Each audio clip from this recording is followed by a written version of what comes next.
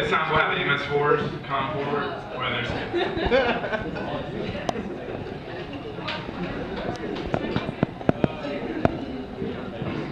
Hey, y'all better not screw this up. Go for it. Alright, MS4s, guys. You good? Tell us, guys, these things up.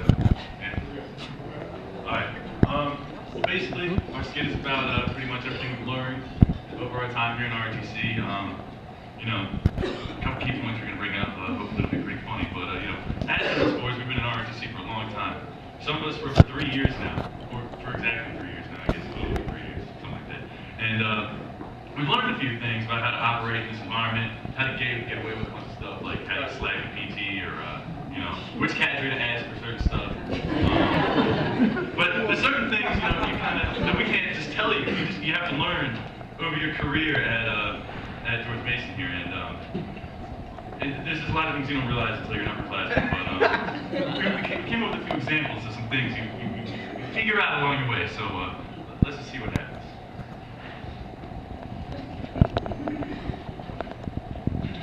As you can see, Mr. Showcat here is an MS1. We're back a couple years. He's at the ROTC trailer because he was a trailer back then, and he's a trailer. We didn't have an office. And he's just going to get some supplies for his uniform, and at this point he has no idea the hassle he's getting into.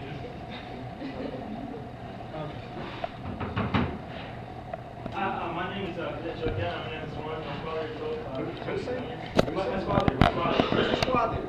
he told me I could just come and make an appointment and just get anything I need. Okay, well, I mean, come on, seriously, did you see the sign on the door? Yeah, it's your office hours right now. Yeah, but did you make an appointment with me? I sent you an email. Okay, is there an email address on there? Yes, there is.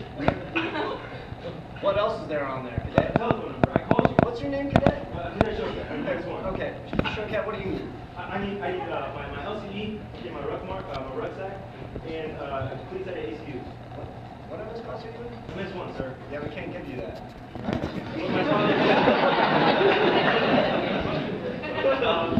father told me to come by. Okay, but did you make an appointment? I sent you an email. Did I answer? Tell you what, why don't you get that number off the door, call me, and schedule an appointment, because it's going to take at least half an hour. Thank you for your help, sir. Thank you for your time. Yeah, have a good day. Love you.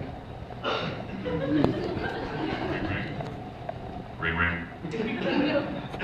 George Mason University Army ROTC, this is Supplies. How may I help you? Hi, my name is Cadet Showcat, and I just want to run into... Hey, what can I do for you, Mr. Showcat? Oh, hi. I just need to get a few things. My father told me to come by and get it. Okay. Well, I have office hours right now. Are you available? Oh, absolutely. Yeah, I'm free right now, actually. All right, why don't you just come on by? Oh, great. Thank you. I'm sorry, Mr. Admin. Anyway, so as you can see, one of the first most important lessons you learn as an MS1 is how to deal with blood. What about MS2s? What really is the point of being an MS2? There is what I'm actually asking you. Well, since we thought about it and realized that you don't actually learn anything as an MS2. In fact, we're so confident you don't learn anything as an MS2, sir. We just eliminate the title MS2 and call it MS1 again. Anyway, so sorry MS2s don't have anything for you, but MS3s. As for MS3s, there's a lot of learning which takes place during your MS3. You got to do the FTXs, you got to do the TLPs, you got to deal with all the cabin wind stuff. Then you know, land nav and everything, getting ready to go to LDAC. It's a big deal, really stressful and everything. But there's another type of learning that takes place during your MS3 year, aside from normal technical knowledge that you develop. You also pretty much, there's a lot of learning that occurs what we come to call the BS department. There's actually an Army form, like I guess you haven't realized, it's going to have a form that's dedicated to the production of BS, and it's required for all mysteries to fill out. This form is affectionately known as the yellow card.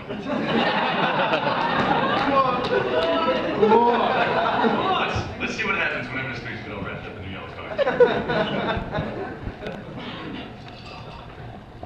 Yo, Trent, man, I'm working on this yellow card, man. I didn't do anything this rotation. You serious? How'd you not do anything? You were squad leader. What are you writing on your yellow card then? Well, I don't know. I was PL, so I just emailed my squad leaders, and PT plan and sent off the outboard lab I just ordered from my CO. That's it? Well, I mean, I did some more things, like I told people to get haircuts, and I did my PCIs, and I made a list of people that didn't have PT belts. Well, wait, you were a PL, right? Yeah?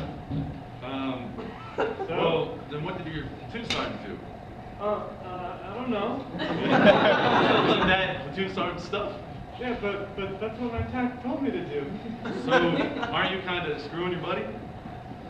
No, I mean, maybe, I guess. Because I know your TAC said to do all those things, but my TAC last week told me when I was a PL that all I had to do was tell my PSG to do all those things, and then as long as I supervised, I would be fine. Oh, I mean, that sounds kind of familiar. Isn't there like a name for that? It's called contradictory BS. Oh, well, what are you going to write in your yellow card? I don't know, I'll just make something up. I don't think Hunter Maurice does anyway.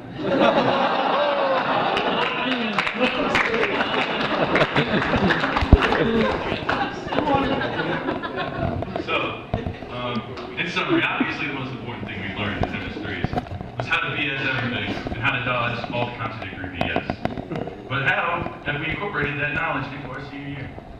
Unfortunately, as an MS4, simply making stuff up does not work so well anymore, and you have to actually produce something. But sometimes you really are stumped, and you just don't know what to do. So you decide to go as cadre, because they're knowledgeable, informative, they've been in the Army for a long time. And then you realize, maybe cadre isn't really sure what to do either.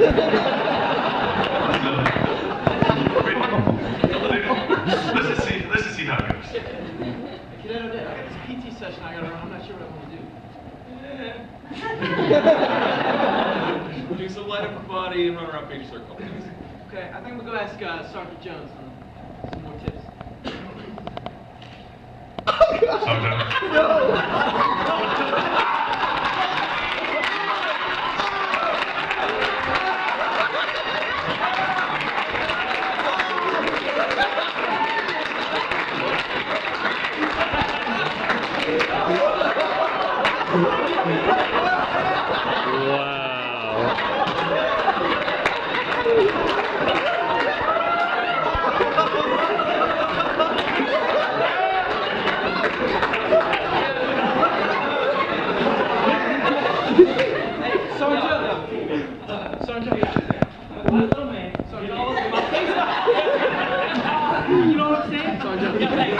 Let me call you back. These cadets up here in my face. Yo, call me back. Out. What you want me to do? I got a question to ask you. I got this PT session I gotta run. I wanted to know what you thought about it. PT, alright? Alright, check it out. Check it out. You got that plan, right? He's gonna go with the plan. So he's gonna go out there, have the plan, make him do the push-ups, some side starter hop, and you're good.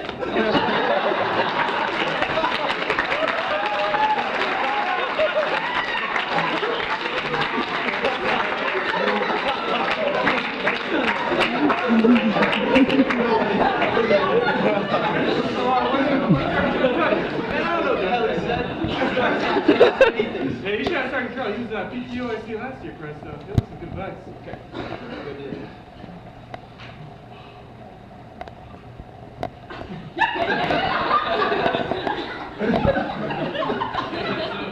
Hey, sir, how are you? Pretty good. Did I take care of all your finances? Yes, sir. Getting paid.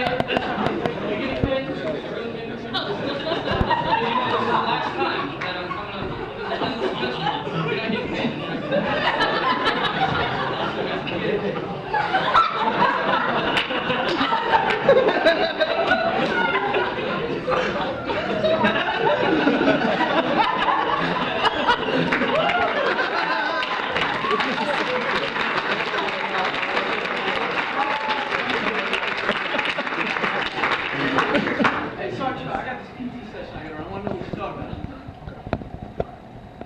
See, there are a lot of different dynamics that go into running a PT session. First you need to think about how you want to run a PT session. Right? Then you want to think about who you're running a PT session for. Then you want to think about how you want to develop the people you're running a PT session for. Then you just want to think about what you want to do for PT. See what I'm saying? Done, son. I think I'm gonna go ask Captain Wind and see what he thinks. Oh, man.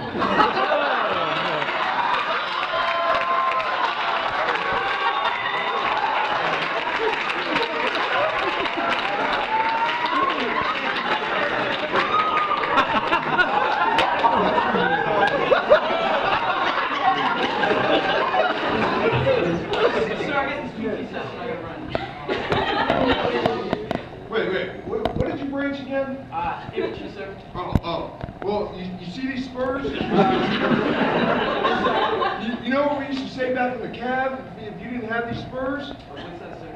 If you ain't cab, you ain't shit.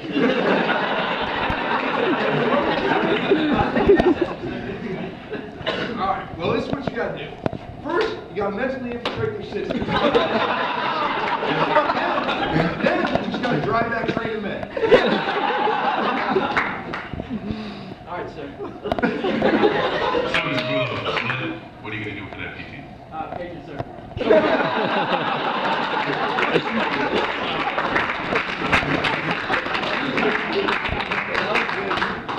Y'all must now be very excited to be on this board. That's pretty much it. I'd just like to thank all the contributions made by Captain Whitten, Sergeant First Class Jones, Mr. Radner, Sergeant Terrell as well, Lieutenant Hunter, Major Sight. Y'all were very instrumental in the creation of this script. So, thank you.